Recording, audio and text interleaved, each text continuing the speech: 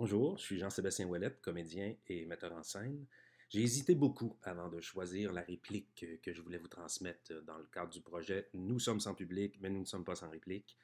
J'ai été très chanceux, donc dans ma carrière, j'ai pu jouer plusieurs beaux rôles. J'ai pu dire des répliques magnifiques comme Pour qui sont ces serpents qui sifflent sur vos têtes dans Andromaque, ou bien Je suis jeune, il est vrai, mais aux âmes bien nées, la valeur n'attend pas le nombre des années dans le Cid, ou même Couvrez ce sein que je ne saurais voir dans Tartuffe de Molière. Mais la réplique que j'ai choisie, c'est une réplique toute simple que j'ai eu la chance de dire dans Les Marches du pouvoir, présentée à la Bordée. Et cette réplique, c'est Mais pourquoi tu me l'as pas dit? Vous me dites, ben pourquoi vous me dites pourquoi est-ce que j'ai choisi cette réplique? Ben, je vais vous raconter l'histoire. En fait, il y a quelques années, ma conjointe travaillait avec un producteur de télé et un autre auteur sur un projet qui finalement a avorté. Mais donc, le projet avait été présenté dans une institution de télévision et avait été refusé. Pendant le projet, ma conjointe donc avait quelques réticences quant à la qualité du résultat parce qu'il ne s'entendait pas très bien avec l'autre auteur, sur les idées bien sûr, pas dans la vie.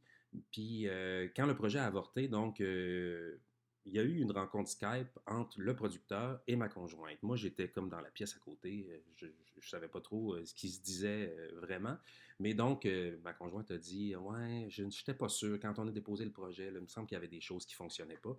Et j'ai entendu ce producteur-là répéter à plusieurs reprises Mais pourquoi tu me l'as pas dit? Pourquoi tu me l'as pas dit? Et il répétait ça comme une litanie parce qu'il était vraiment déçu que le projet ait avorté. Puis moi, ben, je passais dans le corridor à ce moment-là, puis j'ai entendu cette réplique-là, puis ça m'est resté. Fait que pendant plusieurs semaines, années même, j'ai répété à Isabelle cette réplique Mais pourquoi tu me l'as pas dit? Et donc, à un moment donné, on m'offre de jouer Paul Zara dans Les Marches du pouvoir de Beau Willimon et je lis le texte, traduit par David Lorrain, et j'arrive sur cette réplique dans la deuxième scène que j'ai, qui est Mais pourquoi tu me l'as pas dit? Alors, c'est une réplique que j'avais en tête depuis très longtemps, et j'ai fait comme un amalgame avec l'émotion que la réplique m'avait donnée quand elle avait été dite par le producteur, l'émotion véhiculée par le personnage, et c'est grâce à cette seule réplique que j'ai pu bâtir le personnage.